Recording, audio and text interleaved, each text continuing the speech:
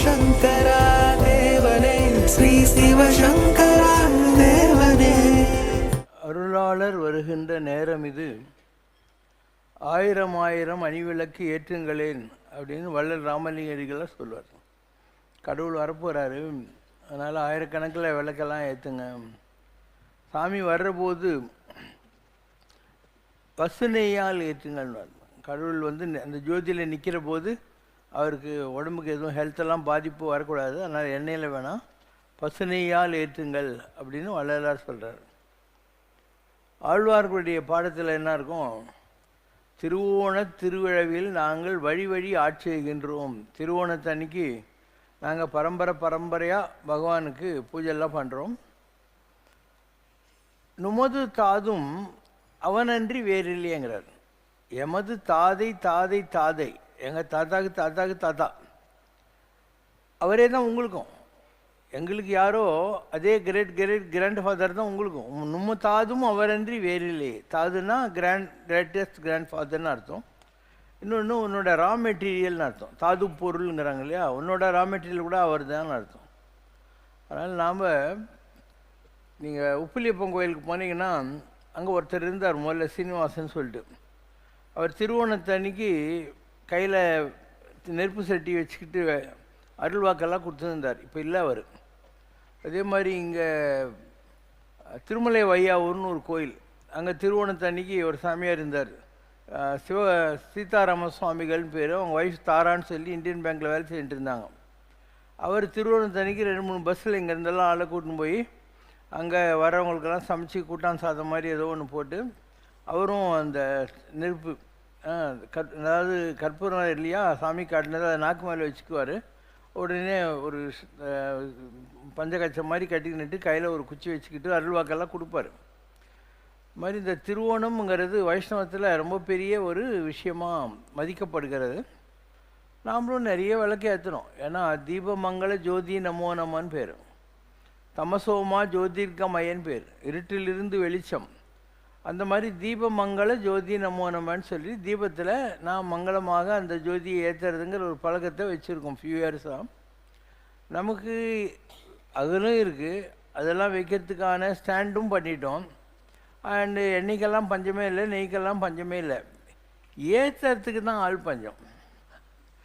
ஏன்னா எல்லாமே வந்து நம்மளே கொடுக்க போகிறோம். அவங்க வந்து அதை ஏற்றிட்டு ஒரு 100 விளக்கு அந்த மாதிரி ஏதோ புண்ணியம் தேடிக்கலாம் இல்லையா, அதுக்கு கூட ஆளுங்க இல்லை இந்த கலியுகத்தில். இனி இன்னத்த பக்தி வந்துச்சுன்னா நான் ஒத்துக்குவேன் இல்லையா. இது ரொம்ப பெரிய விஷயம் விளக்கேற்றுறது. அந்த இடத்துக்கே ஒரு மகத்துவம் கிடைக்கும். உனக்கே தெரியும், இப்போ வெளியில் இருக்கிற ஆம்பியன்ஸுக்கும் நம்ம காலனிக்குள்ளே வந்தால் இருக்கக்கூடிய அந்த பிளிஸ் அண்ட் டிரான்ஸ்குவலிட்டின்னு வாங்க, அதுக்கும் எவ்வளோ வித்தியாசம் இருக்குது. இது எங்கேருந்து வருது? நாம் செய்கிற பூஜையிலேருந்து வருது.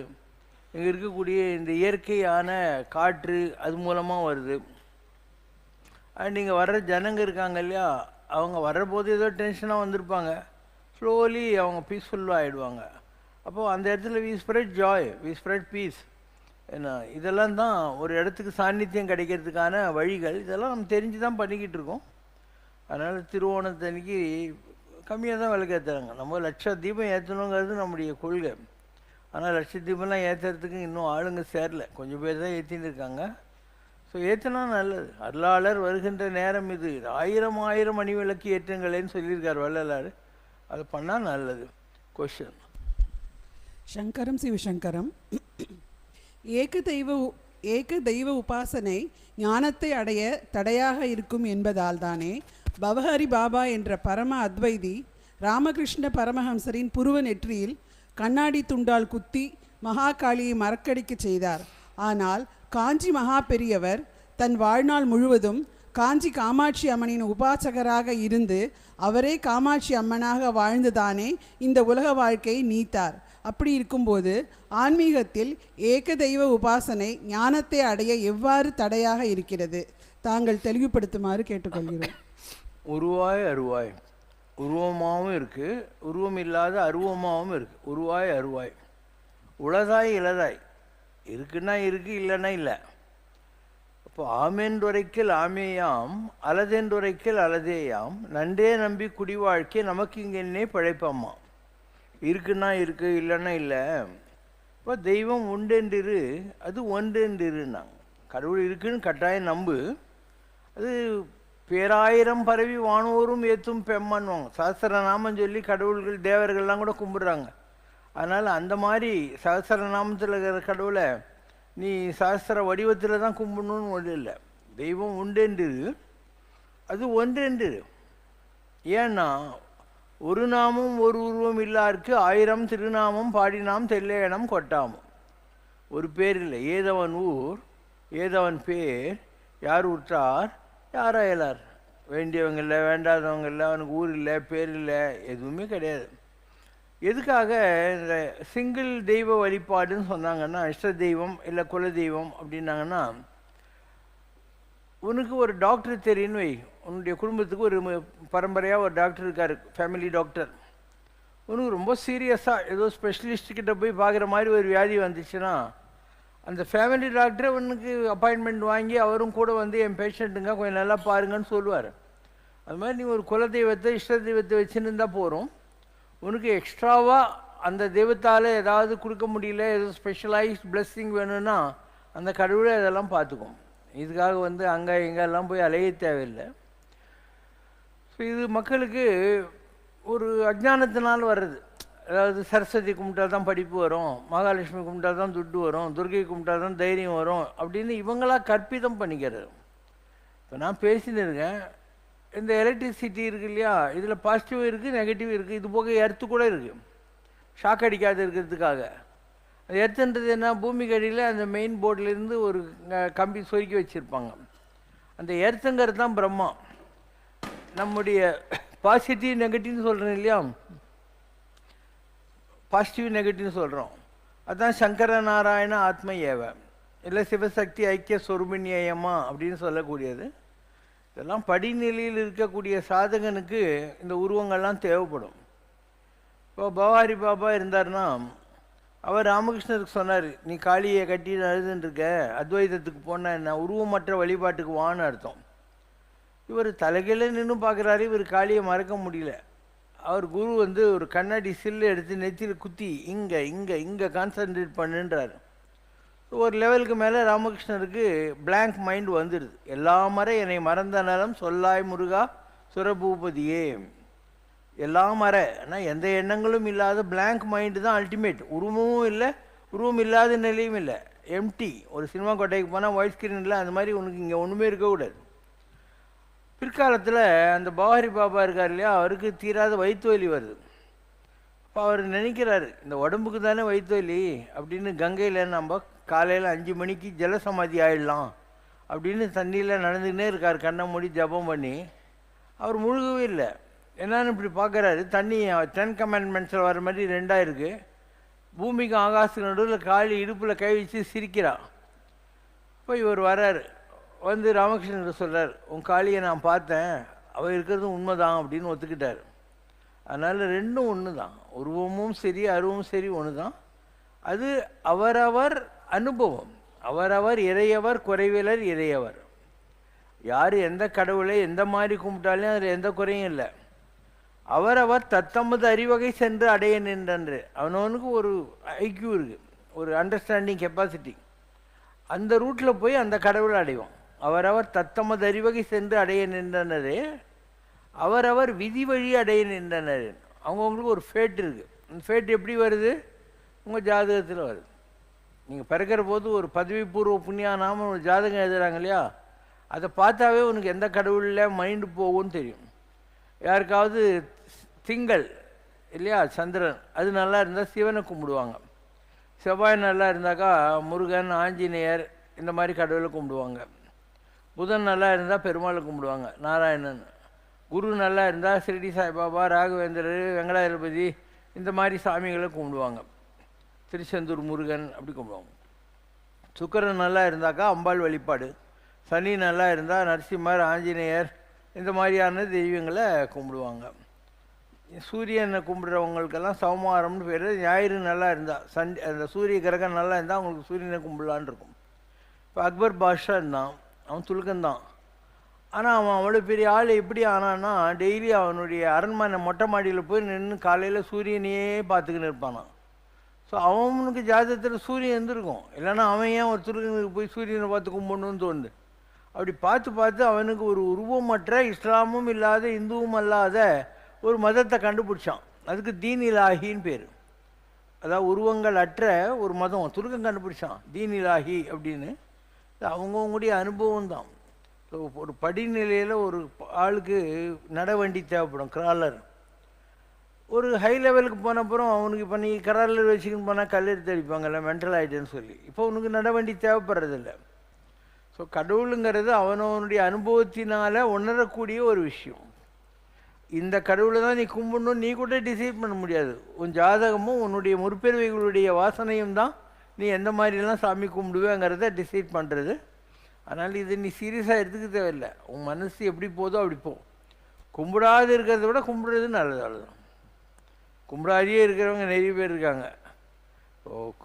கும்பகர்ணன் இருந்தான், அவங்ககிட்ட சொல்கிறாங்க ராமரை கும்பிட்டுடுப்பா உருப்பிடுப்பா அப்படின்றாங்க. அவன் சொல்கிறான், நான் இதெல்லாம் கும்பிட மாட்டேன், கும்பிட்டு உயிகிலேன் நானுங்கிறான். நான் கும்பிட்டெல்லாம் உருப்படணுன்னு எனக்கு என்ன. சேக்கிலார் பெருமான் சொல்கிறார், கூடும் அன்பினில் கும்பிடலே அன்றி வீடும் வேண்டா விருப்பிலர் ஆயினாருங்கிறார். சாமி மேலே இருக்கிற லவ்வில் கடவுளை விழுந்து விழுந்து கும்பிட்டுன்னு இருப்பாங்க. இந்த சந்தோஷத்துக்கு எனக்கு மோட்சம் கூட வேணாம், வீடுன்னா மோட்சம், எனக்கு வீடு பேர் கூட வேணாம், நான் அந்த பூமியில் இருந்துக்கிட்டு சாமியை ஜாலியாக கும்பிட்டுன்னு இருக்கக்கூடிய ஒரு நிலை வேணும். காரைக்காலமையார் இருந்தால் அந்த மாம்பழ கதைலாம் உங்களுக்கு தெரியும். அந்த ஹஸ்பண்ட் வந்து இந்த அம்மா சாமின்னு தெரிஞ்சுக்கிறான். ஏன்னா சிவனே நேராக வந்து மாம்பழம் கொடுக்குற நிலையில் இருக்காண்டு. அம்மா உங்க கூட குடும்பம் நடத்த முடியாதுன்னு அவன் விட்டுறான். இந்த அம்மா சரி என் கணவனுக்கு பயன்படாத உடம்பு நான் வச்சுன்னு என்ன பண்ண போகிறேன்னு கடவுள்கிட்டே எனக்கு பேய் உடம்பு கொடுத்துருன்றான்.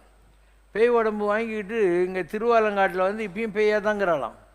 அந்த அம்மா என்ன சொல்கிறா, அறவா நீ அடிக்கீழ் அமர்ந்து புகுந்தேனேங்கிறார். நாகத்தை தரித்த சிவபெருமானே உன் பாதத்தடியில் நான் உட்காந்துக்கின்னு இருக்கேன், என்ன பண்ணணும், எனக்கு மோட்சத்தை கொடு. ஒருவேளை உன்னால் மோட்சத்தை கொடுக்க முடியலன்னு சொன்னால் உன்னை மறக்காது இருக்கக்கூடிய வரத்தை கொடு. You should give me a மோட்சம். அப்படி முடியலன்னு சொன்னால் உன்னை மறக்காது இருக்கிற வரத்தை கொடு. உன் காலையில் எப்படி இருந்தாலும் நான் இருக்கணுங்கிறது தான் என்னுடைய ஒரே ப்ரேயர் அப்படிங்கிறாரு. ஸோ ஒவ்வொருத்தருக்கும் ஒரு மைண்ட் செட் இருக்கும், ஒரு லெவல் ஆஃப் மெச்சூரிட்டி இருக்கும். நீங்கள்லாம் என்ன இந்த பிறவியில் பிறந்திருக்கீங்க, எத்தனை பிறவி இந்த உலகத்தில் பிறந்துன்னு இருக்கீங்க. அதனுடைய பெருங்காயம் இருந்த பாத்திரத்தில் அந்த வாசனை இருக்கும் இல்லையா, அந்த மாதிரி உங்களுக்கிட்ட வாசனை இருக்கும். எந்த கடவுளை கும்பிடணும் அதெல்லாம் உங்களுக்கு தானாக தோன்றதுக்கு காரணம் என்னென்னா உங்கள் ஜாதகம், உங்களுடைய பூர்வ ஜென்ம வாசனைகள். மூணாவது உங்கள் குடும்பத்தில் இருக்கிறவங்களுடைய பழக்க வழக்கங்கள். இப்போது உங்கள் குடும்பத்தில் நீங்கள் சின்ன குழந்தையிலேருந்து அவங்க பூஜை பண்ணுறதெல்லாம் பார்த்து பார்த்து ஒரு இன்ஃப்ளூயன்ஸ் வருமா இல்லையா உங்களுக்கு. இப்படி அவங்கவுங்களுக்கு ஒரு ஒரு வழி இருக்கும். ஒரு காட்டில் ஒரு வேடன் 2 கிளியை பிடிச்சான். ஒரு கிளியை ஒரு கசாப் கடைக்காரங்கிட்ட கொடுத்தான், இன்னொரு கிளியை வேதம் முதல்ல ஒரு ஐர் வீட்டில் விட்டுட்டு போனான். ஒரு 3 மாதம் கழித்து வந்து பார்க்குறான், கசாப் கடைக்காரன் வீட்டில் இருக்கிற கிளி வெட்டு குத்த அப்படின்னு. ஐர் வீட்டில் விட்டது மாங்கல்யம் தந்துலாம் வேணாம் சொல்லினுக்குது. அப்போ ஒரே இடத்துல பிடிச்ச 2 கிளி இருக்கிற இடத்த வச்சு மாறிச்சா இல்லையா. அதனால் அந்தந்த இப்போ இந்த இடத்துல இருக்கிறாங்க. இப்போ இந்த இடத்துல இருக்கிற குழந்தைங்களுக்கு ஒரு பூஜைன்னா என்னன்னு தெரியும், யாகம் ஹோமம் பாட்டு தேர் பல்லக்கு இதெல்லாம் தானாகவே தெரிஞ்சிடும். யாரும் உட்கார வச்சு கிளாஸ் எடுக்க தேவையில்லை. இதே வெளியில் எங்கேயோ இருக்குதுன்னா அது என்ன ஆகுது, அப்பங்காரன் சாராய கடையில் குடிச்சிட்டு வந்து ஊந்துன்னு இருப்பான். அது அப்படி சாக்குனா தின்னுபிட்டு அங்கே இங்கே அலைஞ்சின்னு உட்காந்துருக்கும். கோயிலை பற்றினா அதுக்கு என்ன தெரியும். அதனால் இதெல்லாம் கூட ஒரு குடுப்பினை தான். ஒரு பக்தியாக இருக்கிற குடும்பத்தில் பிறக்கிறது, அதுக்கு ஏற்ற மாதிரி உங்கள் குழந்தைங்க ஒரு பக்தியில் வளர்கிறது, இப்படி எல்லாத்துக்கும் ஏதோ ஒரு தலையெழுத்து இருக்குது. அதனால் நம்ம எதையுமே டிசைட் பண்ண முடியாது. அதனுடைய போக்கில் நல்லது நடக்கும். பதவி பூர்வ புண்ணியம். ஜாதகம் எதிராள் என்ன எதிராரு, இந்த ஜாதகத்துக்குள்ள பலனெல்லாம் பூர்வ புண்ணியத்தை வச்சு தான். பதவி பூர்வ புண்ணியானம், இவன் அடைய போகிற பாக்கியங்கள் எல்லாம் பூர்வ புண்ணியத்தை வச்சுக்கிட்டு. அதனால் முருகனை பற்றி என்ன சொல்கிறாங்க, நற்கரிசை ஓடக்காரன். நல்ல புண்ணியமங்களை செஞ்சிருக்கிறவங்களுக்கு இந்த பிறவி கடலை கடப்பதற்கு முருகப்பெருமான் ஓடக்காரனாக இருப்பான் அப்படின்னு அர்த்தம் இருக்கு. ஸோ நம்ம சம்ரஷ்ணால அந்த காலத்தில் பாட்டு பாடுவாங்க, தாண்டி விடலாம்.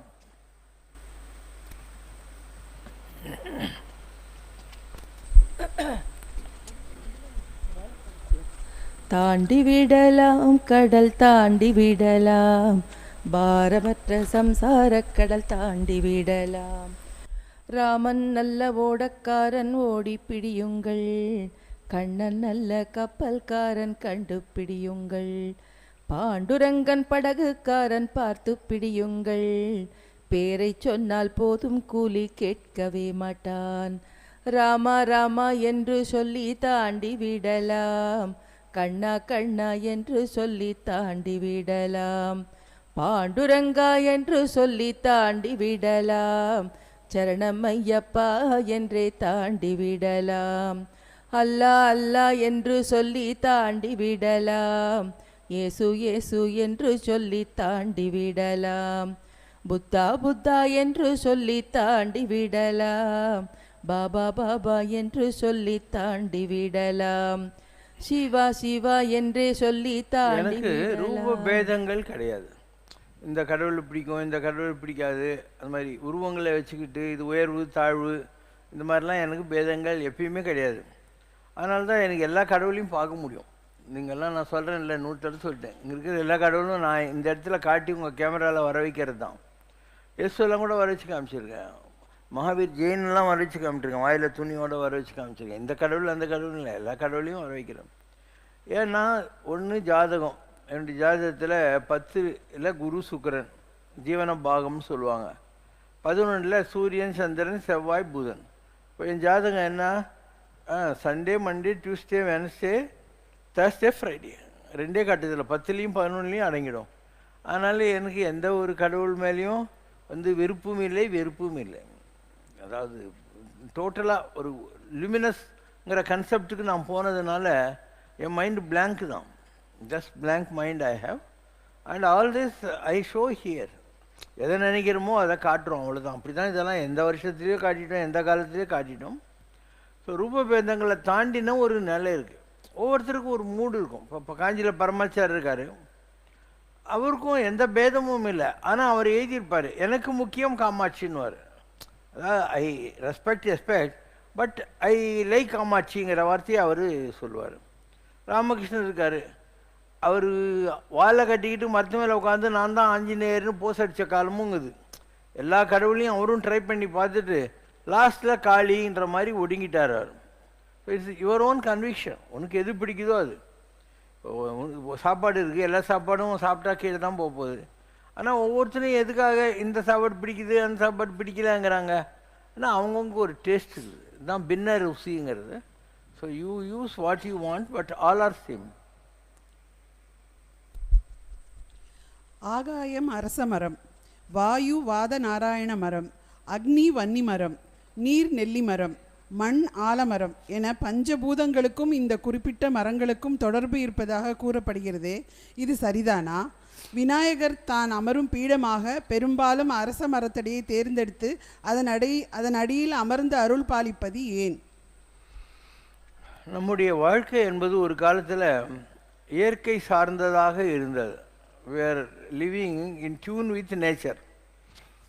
அப்போ அவங்களுக்கு தெரிஞ்சிருந்தது, ஒரு வீட்டில் முருங்கை மரம் இருந்தாக்கா அது கீழே படுக்காதேன்னு சொல்லுவாங்க. ஏன்னா அந்த முருங்கை மரத்தினுடைய நிழலை நீ படுத்தியானா உனக்கு வியாதி வந்துடும். அதுக்கு ட்ரீட்மெண்ட் என்ன தெரியுமா? 6 மாதம் நீ முருங்கை மரத்தில் இருந்தானா 6 மாதம் வேப்ப மரத்தடியில் படுக்கணும்.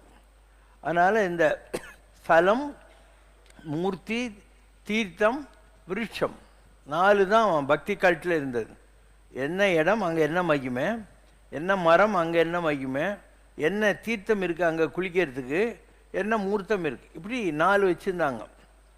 ஸோ இந்த மரங்கள் என்பவை வாழ்க்கையோடு பிணைந்து இருந்தன. அவங்களுக்கு அதனுடைய மெடிசினல் வேல்யூஸ் தெரியும். அதாவது இந்த மரத்துக்கடியில் இப்படி இருக்கிறதுக்கு, இப்போ துளசி இருக்குது, துளசி சாப்பிட்டா ஹார்ட் ப்ராப்ளம் வராது. அதனால் அவங்க என்ன பண்ணாங்க, எல்லா பெருமாள் கோயில்லையும் துளசி தீர்த்தத்தை கொடுக்கறதுன்னு வச்சாங்க. வில்வம் இருந்தால் வயிறு சம்மந்தப்பட்ட ப்ராப்ளமெல்லாம் வராது. அதனால் அவங்க என்ன பண்ணுவாங்க, வில்வத்தை கொடுப்பாங்க அந்த கோயிலில். பசு சாணம் இருக்கு இல்லையா, நீங்கள் எதாவது நேச்சர் க்யூர் ட்ரீட்மெண்ட்டுக்கெல்லாம் போனீங்கன்னா நேச்சர் க்யூரிட்டியில் என்ன பண்ணுவாங்க, பசுமாட்டினுடைய கௌமியம் இல்லை அதையும் சாணியும் எடுத்து அவங்க பஞ்சகவ்யா ட்ரீட்மெண்ட்டுன்னு கொடுப்பாங்க. இதெல்லாம் இன்டைரக்டாக நம்ம பெரியவங்க சொன்னது. உங்கள் வீட்டில் ஒரு புண்ணியவாஜனம் பண்ணுறீங்க அப்படின்னா என்ன பண்ணுவாங்க, பசுமாட்டுடைய கௌமியம் கொஞ்சம், சாணியில் ஒரு பிட்டு, கொஞ்சம் பால், நெய், ஒரு வாழைப்பழம் பிட்டு இதெல்லாம் போட்டு சாமிக்கிட்ட வச்சு அதை உனக்கு பிரசாதம் மாதிரி கொடுப்பாங்க.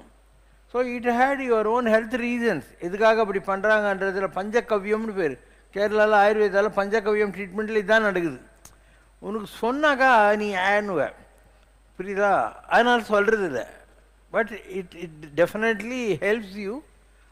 ஆனால் அந்த காலத்தில் இந்த பசுமாடு பச்சை புல்லெல்லாம் சாப்பிட்டு இருந்ததா, அதனால் அது ஹெல்த்தியாக இருந்துச்சு. இந்த காலத்துக்கு பசுமாடு காய்த்த துண்ணுது. அதனால் நீ நிஜமாகவே பக்தி கல்ட்டுக்கு போனால் கூட இந்த காகிதம் தின்னுட்டு பால் கொடுக்குற சாயம் தின்னுட்டு சாணி போடுற பசுமாட்டுனால ஒன்றும் வராது இல்லையா? இதெல்லாம் அந்த காலத்தில் இருந்த வாழ்க்கை தத்துவத்தை வைத்து வந்த விஷயங்கள். ஏன்னா இட் ஹஸ் காட் குளோரோஃபில், அதிலெல்லாம் குளோரோஃபில் இருக்குது அப்படின்னு சொல்லுவாங்க. ஸோ பச்சை வாழை இலை அதில் குளோரோஃபில் இருக்குது. அரிசியில் பண்ண சுடு சாதம் அது மேலே ஒரு ட்ராப் நெய் வச்சுட்டு இருந்தால் ஸ்டார்ச் இருக்குது. அப்போ குளோரோஃபில், ஸ்டார்ச்சு, ஒரு பசு நெய், இந்த மூணையும் சேர்த்து சாப்பிட்டா உனக்கு உடம்புக்கு நல்லது. கீரைங்கெல்லாம் இருந்தது, அதெல்லாம் ரொம்ப ஹெர்பல் வேல்யூஸ் இருக்குது. அதனால் கட்டாயம் சிறுகீரை, முளைக்கீரை, அவுத்திக்கீரை, பொன்னாங்கண்ணி கீரை, இது மாதிரி 1000 கீரை, இன்னென்ன கீரையை சாப்பிட்டா உனக்கு இந்தந்த பலன்கள் கூட இருக்கும். கண்ணு நல்லா தெரியுனா இந்த கீரை, காமால போகணுன்னாக்கா இந்த கீரை, இப்படிலாம் இருந்ததா இல்லையா? இதே மாதிரி கீழா நெல்லின்னு ஒன்று. இன்றைக்கி கூட காமாலிக்குன்னு இங்கிலீஷ் வைத்தியத்துக்கு போனால் லேட் ஆகும். யாருன்னா பாரம்பரியமாக இதை தெரிஞ்சவங்க இருப்பாங்க, மயிலாப்பூரில் இல்லை எலிஃபென்ட் கேட்டுக்கிட்டே யாருன்னா இருப்பாங்க. அவங்கக்கிட்ட போய் அவங்க கொடுக்குறது வாங்கி சாப்பிட்டேனாக்கா ஒரே நாளில் சுமாராகிடும். மயிலாப்பூரில் குருமுத் சாருக்கு தெரியும், ஒரு இதில் நீ காலையில் எம்டி ஸ்டமக் கூட போகணும், அவங்க உனக்கு மருந்து கொடுப்பாங்க.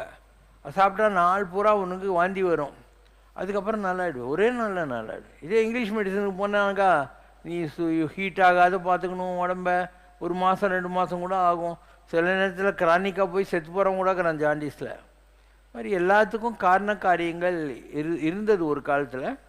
இதெல்லாம் நம்ம மதிக்கலை. இந்த வெள்ளைக்காரி நம்மளை தான் குழப்பிட்டான்.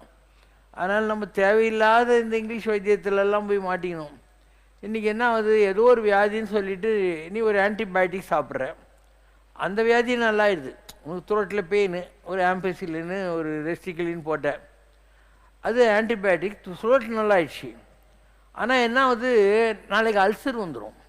இந்த மாதிரி ஹெவி டோஸ் ஆஃப் மெடிசன் எல்லாம் போகிறதுனால English medicine treats your body as a different parts. கண் வேறு, மூக்கு வேறு, காது வேறு, வயிறு வேறு, கால் வேறு, இப்படி ட்ரீட் பண்ணுது. அதனால் கத்தி போச்சு, வால் வந்துச்சு, டும் டும்ன்ற மாதிரி ஒரு வியாதி சுமாரான இன்னொரு வியாதி வந்துடும். நிறைய பேருக்கு நீ பார்த்தியானா அவங்க பிபிக்கு மருந்து சாப்பிட்டுருந்தா சக்கரை வியாதி வந்திருக்கும், சக்கரை வியாதிக்கு மருந்து சாப்பிட்டுருந்தா பிபி வந்திருக்கும். இப்படியெல்லாம் ஆகிப்போச்சு இந்த கலிகாலத்தில். அந்த காலத்தில் அப்படி இல்லை. 3ஆக பிரித்தாங்க நம்முடைய வியாதிகளை, நம்முடைய உடம்பையும் 3ஆக பிரித்தாங்க. என்ன? கபம், வாதம், பித்தம். பித்தம்னா ஹீட்டு சம்மந்தப்பட்டு வர்றது, கபம்னாக்கா வாட்டர் சம்மந்தப்பட்டு வர்றது, இன்னொன்று சொன்ன வாதம்னா காற்று சம்மந்தப்பட்டு வர்றது. வாதம்னா காற்று சம்மந்தப்பட்டு வர்றது, தண்ணி சம்மந்தப்பட்டு வர்றது, ஹீட்டு சம்மந்தப்பட்டு வர்றது. அந்த காலத்து சித்த வைத்தியர்கள், நேச்சர் க்யூர்காரங்க என்ன பண்ணுவாங்க, நீ போன உடனே அவங்க கைப்பிடி பிடிப்பாங்க. பார்த்தா பாம்பு ஊந்து போகிற மாதிரி அவங்களுக்கு அந்த காற்று இருக்கு இல்லையா, அது இருந்தாக்கா அது இந்த கனெக்ஷன்னு அர்த்தம். மயில் இப்படி ஆடுற மாதிரி அவங்களுக்கு அந்த இது தெரிஞ்சதுன்னா அது ஹீட்டு சம்மந்தப்பட்டதுன்னு அர்த்தம். அண்டு தவக்களை குதிக்குது இல்லையா, அந்த மாதிரி இருந்தாக்கா அது இந்த 3ல் ஒரு சம்மந்தப்பட்டது. ஸோ இந்த 3 ட்ரெண்டை வச்சு அவங்க உனக்கு என்ன வியாதின்னு கண்டுபிடிப்பாங்க. ஒரே ஒரு மெடிசன் தான் கொடுப்பாங்க, அது வரைக்கும் க்யூர் பண்ணுவாங்க. இப்போ 1ல் க்யூர் ஆகுது, இன்னொன்று தொலையுது. இதெல்லாம் தான் நம்முடைய பிரச்சனைகள். உடம்புல ஹீட்டு பேலன்ஸ் பண்ணுறதுக்கு அந்த காலத்தில் சனிக்கிழமான எண்ணெய் தேய்ச்சி குளிப்பாங்க. இப்போ எல்லாருக்கும் ஃபேஷன் வந்துச்சா, அதனால் எல்லோரும் ஷாம்பு, கண்டிஷனருக்கு போயிட்டாங்க. எண்ணெய்லாம் தேய்க்கிறவங்க ரொம்ப ரேரு. அட்லீஸ்ட் உனக்கு ஸ்டைல் வேணும்னாக்கா நைட்டில் எண்ணெய் வச்சு தூங்கிட்டு காத்தால் குளிக்கலாம், நல்ல சீக்கா போட்டு இல்லையா, அதெல்லாம் பண்ண மாட்டாங்க ஜனங்க. அந்த காலத்தில் இதெல்லாம் தான் உங்களுக்கு ஹெல்த்தியாக இருந்தது. இப்போ உங்களுக்கு உடம்பு ஹீட் ஆகிறதுக்கு இதெல்லாம் காரணம். நிறைய பேருக்கு இன்றைக்கி இந்த யூரினரி ட்ராக் இருக்கு இல்லையா, அதில் இன்ஃபெக்ஷன் வந்துடும். யூரினரி இன்ஃபெக்ஷன் சொல்லுவாங்க. அப்போ ட்ராப்பாக யூரின் வரும், ராத்திரிலாம் தண்ணி குடிச்சுட்டு தூக்கம் வராத படுத்துன்னு இருப்போம், உடம்பெல்லாம் எரிஞ்சிக்கிட்டு இருக்கும். இந்த மாதிரி 1000 பிரச்சனைங்க வருது இன்றைக்கி உள்ள இங்கிலீஷ் மெடிசனில் இதெல்லாம் இருக்குது. இந்த இங்கிலீஷ் மெடிசன்லாம் என்ன இப்போ வந்தது தானே, எல்லாம் வெள்ளைக்காரன் வந்தப்புறம் வந்தது. அதுக்கு முன்னால் நம்மக்கிட்ட என்ன இருந்தது? யுனானி, ஆயுர்வேதா, சித்த வைத்தியம், இந்த மாதிரிலாம் இருந்தது. இன்னொன்று எதுவுமே வேணாம், பட்டினி இருந்தால் போகிறோன்ற மாதிரி இருந்தது. அதுக்கு தான் அவங்க பட்ட சனிக்கிழமை விரதம் இரு, சஷ்டிக்கு விரதம் இரு, ஏகாதசிக்கு விரதம் இருந்தாங்க. கடவுளுக்காக ஒன்று இருக்கு சொல்ல, நீ விரதம் இருந்தாவே உனக்கு எல்லாம் போயிடும். இந்த இடத்துல நெருப்பு இருக்குது, நீ விரதங்கிற போது சோறு இல்லையா, அந்த நெருப்பு சும்மாக்கும். இப்போ என்ன பண்ணாலும் நாக்கை வச்சு தலையிலேருந்து கால் வரைக்கும் உடம்பு பூரா போய் உங்கள்கிட்ட இருக்கிற எல்லா நச்சு பொருட்கள்வாங்க, டாக்ஸின்ஸு எல்லாத்தையும் அந்த ஜுவாலை தின்னுடுது. அப்போ நீ க்யூர் ஆகிடுவேன். இப்படி அந்த காலத்தில் இருந்தது தான் நல்லது. மூத்தோர் சொல் வார்த்தை அமிர்தம். ஆண்டாள் சொன்னால் மேலையார் செய்வனகள்னா, நம்மளும் மேலான அறிவுடையவர்கள் எதை சொன்னாங்களோ அதெல்லாம் நீ பிளைண்டாக ஃபாலோ பண்ணலான்னு அர்த்தம். இதெல்லாம் நம்ம விட்டதுனால தான் இன்றைக்கி இவ்வளோ ஆஸ்பத்திரி, இவ்வளோ ப்ராப்ளம் எல்லாம் இப்படி தான் வந்துச்சு. நீ ஒழுங்காக அந்த காலத்து மாதிரி துளசி தீர்த்தை சாப்பிட்டு இருந்தால் ஆட்டு ஆஸ்பத்திரியே உனக்கு வேண்டியதில்லை. இந்த வில்வம் விபூதியெல்லாம் சாப்பிட்டு இருந்தியானாக்கா உனக்கு இந்த லிவர் சம்மந்தப்பட்ட ப்ராப்ளமெல்லாம் வரவே போகிறதில்ல. அதெல்லாம் விட்டுப்புட்டு இன்றைக்கி லட்சக்கணக்கில் போய் செலவு பண்ணி ஆட்டுக்கு ப்ராப்ளம், லிவருக்கு ப்ராப்ளம், டிரான்ஸ்பிளான்டேஷன் இதெல்லாம் பண்ணிட்டு உக்காண்டிருக்கீங்க. இதில் நீங்கள் பண்ணுற இன்னொரு முட்டாள்தான் உறுப்புகளை கடன் வாங்குறது. கிட்னி போயிடுச்சுன்னா இனி யார்கிட்டையும் வாங்கல. ஸோ அவங்களுக்கு ஒன்று உங்கள் குடும்பத்திலே யாரோ ஒருத்தர் அவங்க இஷ்டங்குதோ இல்லையோ அவங்கள கம்பல் பண்ணி நீங்கள் ஒரு கிட்னி வாங்கி தொலைப்பீங்க. ஸோ இதில் என்ன ப்ராப்ளம் ஆகும்னாக்கா, you are going against nature. ஒரு வருஷத்துக்கோ 6 மாதத்துக்கோ அது ஒர்க் அவுட் பண்ணும், அப்புறம் அது ஃபெயில் ஆகிடும். உனக்கு மாத்திரம் ஃபெயில் ஆகுது, உனக்கு யார் டொனேஷன் கொடுத்தாங்களோ அவங்களுக்கும் ஃபெயில் ஆகும். இப்படி பல முரண்பாடுகள் இந்த நேம் ஆஃப் நொபிலிட்டி, இதெல்லாம் பெரிய சாக்ரிஃபைஸு, தியாகம் அப்படின்னு நினச்சிக்கிட்டு இன்னொரு நொபிலிட்டி இதெல்லாம் பண்ணிக்கிட்டு இருக்கீங்க. இதெல்லாம் பண்ணக்கூடாது. ஏன்னா இந்த பூமியில் இறந்துட்டு நீங்கள் பித்ருலோகத்துக்கு போகிறீங்க. பித்ருலோகத்தில் இந்த உடம்பு அப்படியே தான் இருக்கும். இந்த உலகத்தில் ஒரு கால் இல்லைன்னா அங்கேயும் கால் இருக்காது. இந்த உலகத்தில் நீ லிவரில் யாருக்கான ப்ராப்ளம் இருந்தால் அங்கேயும் லிவர் ப்ராப்ளம், கிட்னி ப்ராப்ளம். இந்த உலகத்தில் கண்ணு ப்ராப்ளம் இருந்தால் அங்கேயும் கண்ணு ப்ராப்ளம். பித்ருலோகம் பண்ணுறது இதே இதுதான் அங்கே இருக்கும், வித் டிஃப்ரெண்ட். ஆனால் இந்த ப்ராப்ளமெல்லாம் அங்கேயும் இருக்கும். அதனால் இந்த டிரான்ஸ்பிளான்டேஷன்ஸு, யாருக்காக கடன் கொடுக்கறது, இல்லை நம்ம டொனேஷன் கொடுக்கறது, இதெல்லாம் பண்ணிவிட்டு அங்கே போய் நீ கஷ்டப்பட போகிற.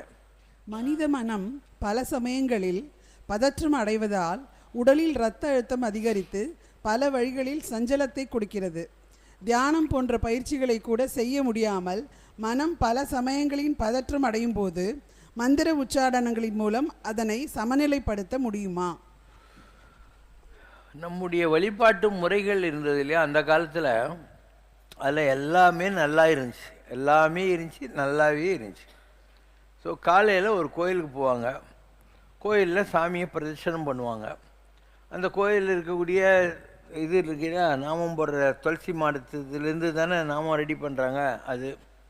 அதுக்கப்புறம் விபூதி இல்லை துளசி தீர்த்தம் இந்த மாதிரி கோயிலில் கொடுக்குறாங்க இல்லையா, அதெல்லாம் சாப்பிடுவாங்க. அண்டு தண்டத்துக்கு இப்போ இருக்கிற மாதிரிலாம் பண்ணி மாதிரி சாப்பிட மாட்டாங்க.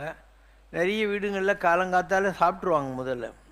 ஏன்னா நைட்டில் தூங்கிட்டு காத்தால் ஏற்ற போது உனக்கு 12 மணி நேரம் ஆயிருக்கும். ஸோ அவங்க கொஞ்சம் ஃபுல் சாப்பாடு சாப்பிட்டுட்டு சாயந்தரம் லைட்டாக ஒரு டிஃபன் மாதிரி சாப்பிடுவாங்க. இப்போ அப்படி இல்லை, எப்போ கட்சா ஹாகிங் தான், எல்லோரும் தின்னுன்னே தாங்கிறாங்க. காத்தால், மத்தியானம், சாயந்தரம் இந்த மாதிரி சாப்பிட்டுனேங்கிறானுங்க. ஜனங்களுக்கு இதுதான் ப்ராப்ளமே. அற்றால் அளவறிந்து உண்க, அளவாக சாப்பிட வித்தியை கற்றுக்கணும். ஒரு சர்தார்ஜிக்கு எல்லா வியாதியும் இருந்துச்சு. ஒரு டாக்டர்கிட்ட போனான். டாக்டர் ஒரு 5 ஸ்டார் ஹோட்டலில் ஒரு ரூம் போடு, ஒரே ரூமில் 2 கட்டில், நான் ஒன்றத்தில் இருப்பேன், நீ ஒன்றத்தில் இருப்பேன், காலையிலேருந்து நைட்டு வரைக்கும் நீ என்னெல்லாம் சாப்பிட்றியோ எனக்கும் வாங்கி கொடுக்கணுன்னாரு. சரின்ட்டு இவன் காலையில் எழுந்திரிச்ச உடனே 2 கப்பு டீ சாப்பிட்டானா அவர் 2 கியூ வந்த உடனே ஒரு பக்கெட்டில் கொட்டினார். இவன் 6 முட்டை ஆலு பரோட்டா சாப்பிட்டானா இவன் ஒரு நாளெல்லாம் என்னெல்லாம் சிக்கன் முட்டை எல்லாம் எல்லாத்தையும் தூக்கி போட்டார், முட்டார். காலையில் எழுந்திரிச்ச உடனே அந்த டப்பா மூடி திறந்தார். சர்தாஜி மூக்கு பிடிச்சிக்கிறான், கப்புன்னு. அதான்டா உன் வயிறுனாரு. பிளாஸ்டிக் டப்பாவில் இருக்கிற போது உன் கப்பு, அதே தான் உங்கள்கிட்ட இருக்குது அப்படின்னு சொல்லி அதுதான் உன் வியாதி காரணம். அப்போ அற்றால் அளவறிந்து உண்க, அளவாக சாப்பிட்ற வித்தியை கற்றுக்கணும். இல்லை நான் சொல்லுவேன் சான்ஸ்கிரிட்டில் லங்கனம் பரமாவர்ஷத்தம், கம்மியாக சாப்பிட்றது இல்லை பட்னியாக இருக்கிறது உலகத்தில் மிகப்பெரிய வியாதி. நீ சாக மாட்டேன், நான் கேரண்டியாக கொடுக்குறேன். நீ வந்து விரதம் இருந்தியானா நீ நினச்சினுங்கிறதுல செத்து போடுவேன் அப்படின்லாம் இல்லை. உன் பயம்தான் உன்னுடைய சாவு காரணம். நீ ஒரு வைராக்கியத்தோட வந்து விரதம் இருந்தியானா உனக்கு சுவாசம் ஒடுங்க ஆரம்பிச்சிடும். ஒரு நிமிஷத்துக்கு லப்பு டப்புன்னு 72 தடவை அடிக்குது இல்லையா, அது குறைஞ்சிக்கிட்டே வரும். அதுக்கப்புறம் என்ன ஆகும், இந்த இடத்துல இருக்கு இல்லையா, இது வந்து யோகத்தில் அடைச்சிக்க முடியும். அண்டு இந்த இடத்துல இருந்து ஒரு ஊசியில் தேன் வச்சா எப்படி இருக்கும் ஒரு ட்ராப், அந்த மாதிரி அமிர்தம் வரும்.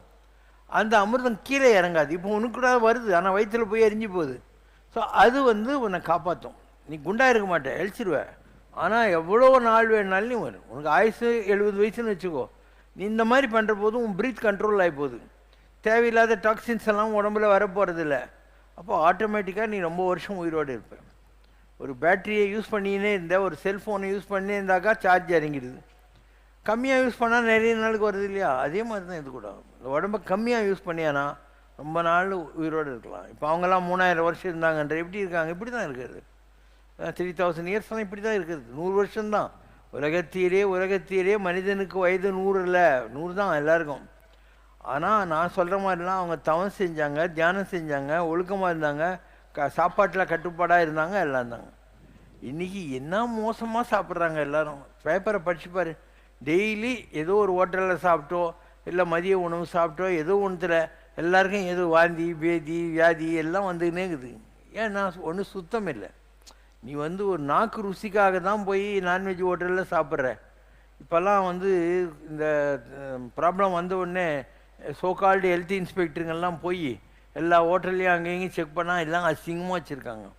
எல்லா ஹோட்டல்லையும் கிச்சன் இருக்குது இல்லையா, வெளியே தான் டேபிள் சேர்லாம், உள்ளுக்குள்ளே கிச்சன்லாம் அவ்வளோ பழைய மெட்டீரியல் அழுகி வந்து விற்காதெல்லாம் திருப்பி ரீசைக்கிள் பண்ணி உனக்கு போட்டுனுக்கிறாங்க.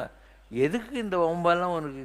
பேசாமல் வீட்டில் சமைச்சு ஒழுங்காக சாப்பிட்டு ரொம்ப வருஷம் நல்லா இருப்பேன். சும்மா அவன் வந்து இல்லாத பட்டை குருமா லவங்கெல்லாம் போட்டு உன்னை வந்து நாக்கில் அடிமைப்படுத்துகிறாங்க. பல விஷயங்கள் இப்படி தான். அந்த டேஸ்ட்டு கொடுத்தா தான் நீ அவங்ககிட்ட திருப்பி போவேன்றதுனால அதில் உடம்புக்கு தேவையில்லாதெல்லாம் பண்ணுறான். கோவில்களில் ஸ்தல விருட்சம், துவஜஸ்தம்பம், பலிபீடம் போன்றவைகள் இருக்கின்றனவே, இவற்றின் தாத்பரியம் என்ன? நான் சொல்லியிருக்கேன், இந்த கோயிலெல்லாம் வந்து ஜனங்களுடைய ப்ரிமிட்டிவ் நாலேஜில் வந்த விஷயம். ஜனங்களுக்கு அந்த காலத்தில் ஒரு க்ளோரிஃபைடு பர்சனாலிட்டின்றது அவங்க ராஜா. ஸோ ஒரு ராஜா வந்து அரண்மனையில் இருப்பானா, அப்போ அவங்களுக்கு அரண்மனை மாதிரி கடவுளுக்கு ஒரு கட்டினா தான் கோயில். ராஜாவுக்கு ஒரு கொடி மரம் இருக்குமோ அது, ராஜாவுக்கு ஆயுதமெல்லாம் இருக்குமோ, ஆனால் சாமிக்கெல்லாம் கூட ஆயுதம் வில்லு அம்பு கத்தி கப்படாலாம் கொடுத்துட்டானுங்க.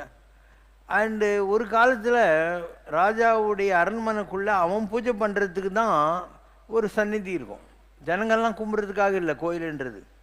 ஜனங்கள்லாம் ராஜாவை தான் கும்பிட்டுன்னு இருந்தாங்க. ஸோ பிற்காலத்தில் இந்த ராஜ பரிபாலனெலாம் முடிஞ்சு போச்சு. ஒரு கோட்டைன்றது அவனுடைய ப்ரைவேட்டு பூஜை ரூம், அது அவன் தான் கும்பிடுப்பான். அண்டு அதை சுற்றி நெல் உணர்த்துறதுக்கு இந்த மாதிரி எல்லாம் காய போகிறதுக்கு விவசாயம், இல்லை ஒரு யுத்தம் வந்துச்சுன்னா கேட்டெல்லாம் பூட்டிட்டு அந்த மதில் சுவர் மேலே வில் அம்போடு நிற்பாங்க எல்லாரும். அதை சுற்றி அகழி மாதிரி வெட்டிட்டு அதில் முதல்ல வளர்ப்பாங்க. அண்டு யாராவது உள்ளே வரப்போகிறாங்க எதிரிகள் அகழியில் நின்றுன்னா அவங்க மேலே சுடு பண்ண எண்ணெய் கப்பரையெல்லாம் கொட்டுவாங்க. நீங்கள் பிரிட்டனில் போய் பார்க்கலாம். இப்போ கூட நம்ம ஊரில் அதெல்லாம் இல்லாமல் போயிடுச்சு. பிரிட்டனில் லீட் கேசல்னு இருக்குது, ஹாம்ப்ஷயர் கேசல்னு இருக்குது. அதெல்லாம் ஒரு டூரிஸ்ட் ஸ்பாட்டு. நீங்கள் போனீங்கன்னா எப்படி அந்த காலத்தில் இதெல்லாம் பண்ணிகிட்டு இருந்தாங்க அப்படின்னு இருக்கும். ஸோ எதிரி வர்றதுக்கு கோட்டைக்குள்ளே விட மாட்டாங்க. கோட்டைக்குள்ளே இருந்து பாதுகாப்பாக சண்டை போட்டுன்னு இருப்பாங்க. சமவெளியில் சண்டை போடுறதுங்கிறது ரொம்ப ரேரு. எல்லோரும் கோட்டைக்குள்ளேருந்து பாதுகாப்பாக. அப்போ அவன் வெளியிலேருந்து வரான், நீ கோட்டைக்குள்ளேங்கிற, அப்போ உனக்கு அட்வான்டேஜ் ரொம்ப ஜாஸ்தி. அந்த மாதிரிலாம் ஒரு காலத்தில் இருந்தது. அதனால் ஒரு கோயிலுங்கிறது அந்த காலத்து கன்செப்டில் இல்லை.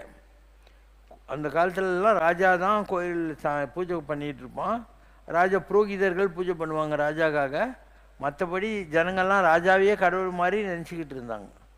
அதனால் இந்த கன்செப்ட்ஸ் வந்து ராஜா பல்லக்கில் போவானா, இப்போ வந்த கன்செப்ட்ஸு, சாமியை பல்லக்கில் தூக்கு, ராஜா தேரில் போவானா சாமியை தேரில் தூக்கு, ராஜா நல்லது சாப்பிடுவானா சாமிக்கு ஏதாவது நல்லது படி. எங்கே நல்லது படிக்கிறான் இவனே, நல்லது நின்றுக்கிறான் சங்கீதா ஹோட்டலில் போய் சாமிக்கு வந்து அழுக்கா போடுறான் சாப்பாடு.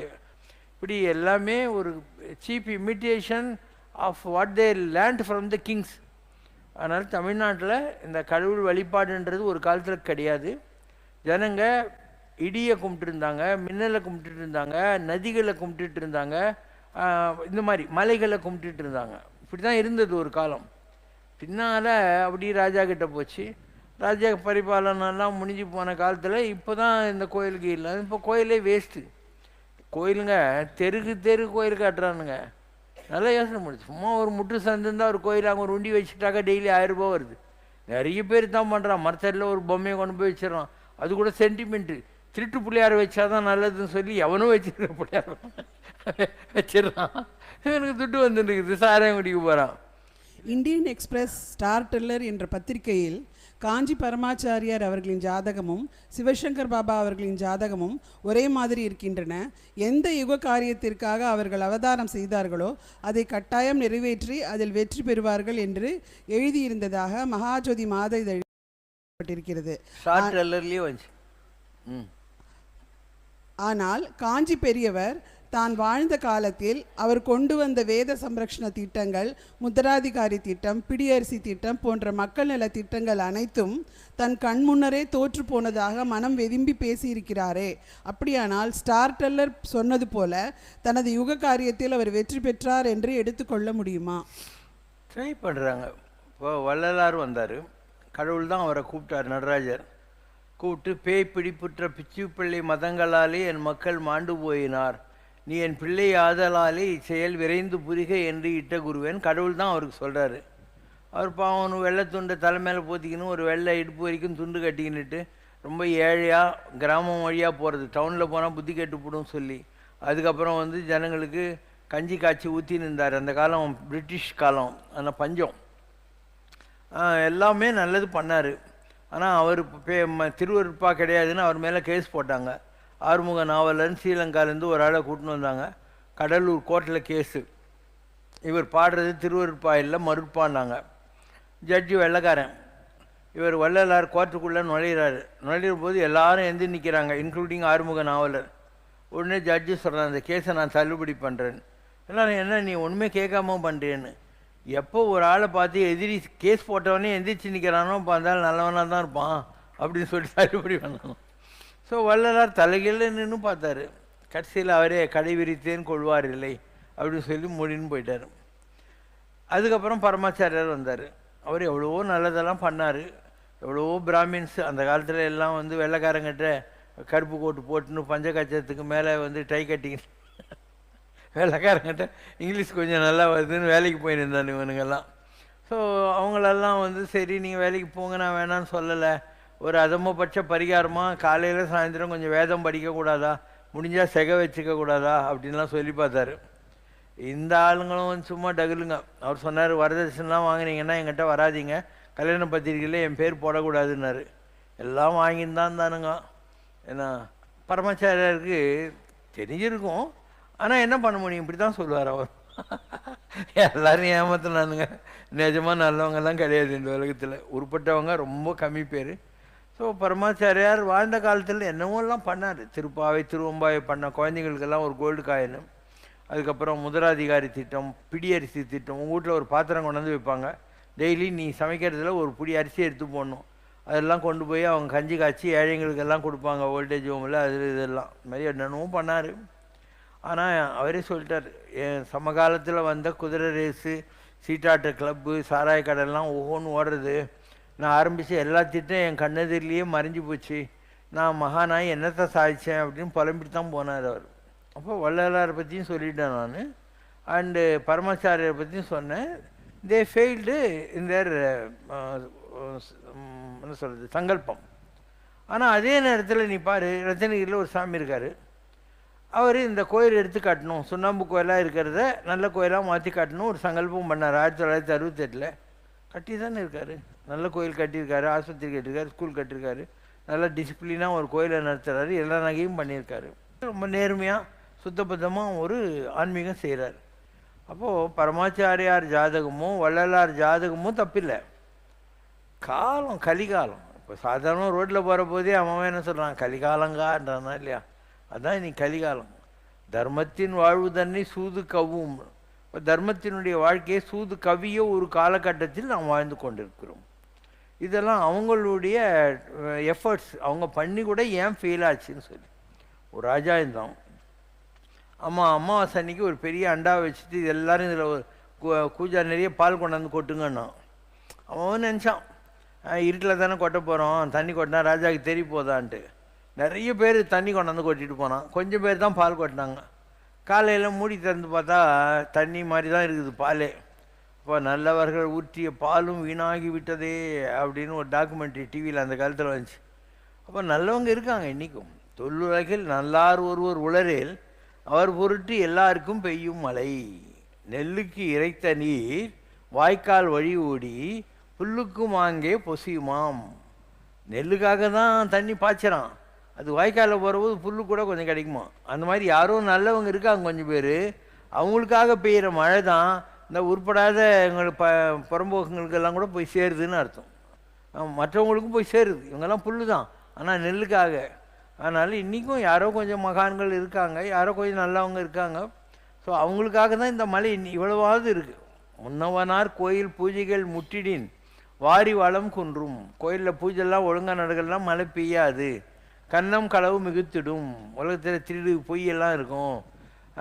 கன்னம் களவு மிகுத்திடும். மன்னருக்கு தீங்குல, ராஜாங்கமெல்லாம் ஒழுங்காக செயல்பட முடியாது. யார் சொன்னாங்க?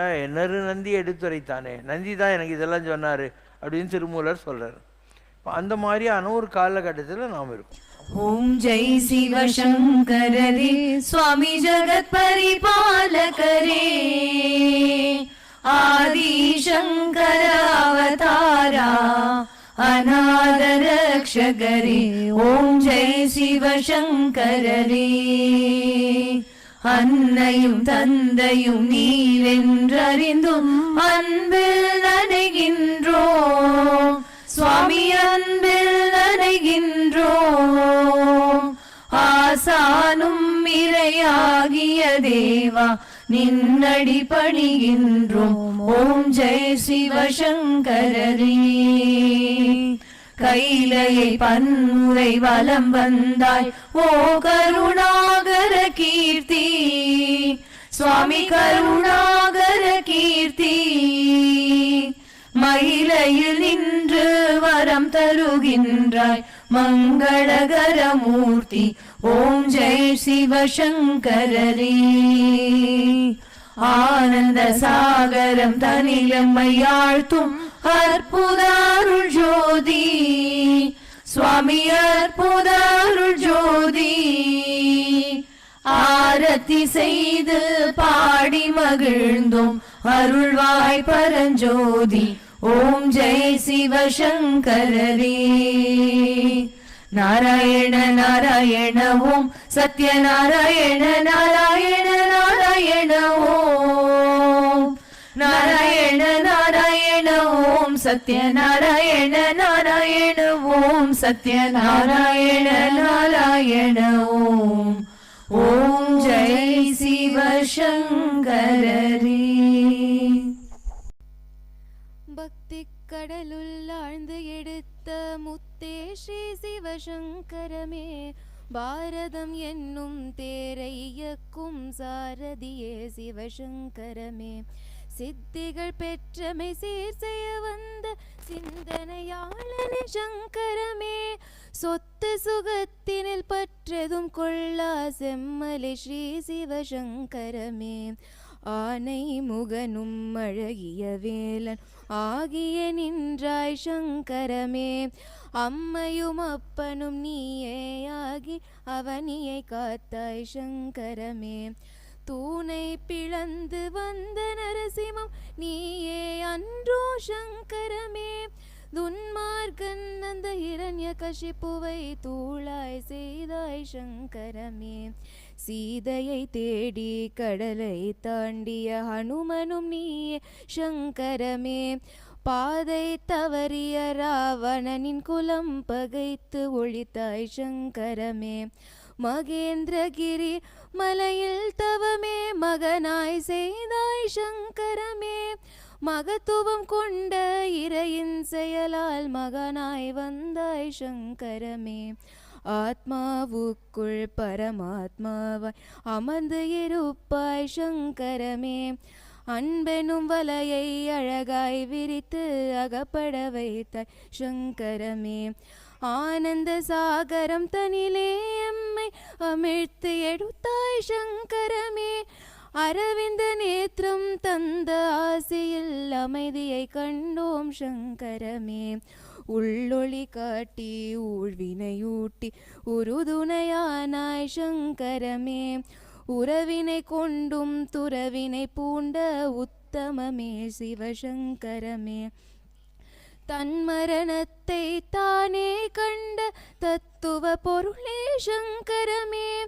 தாழ்விலும் வாழ்விலும் நான் தினமறவா தாரக மந்திரம் சங்கரமே. சங்கரமே சிவசங்கரமே. சங்கரமே சிவசங்கரமே. சங்கரமே சிவசங்கரமே. சங்கரமே சிவசங்கரமே. குறை ஒன்றுமில்லை மறைமூர்த்தி கண்ணா, குறை ஒன்றும் இல்லை கண்ணா, குறை ஒன்றுமில்லை கோவிந்தா.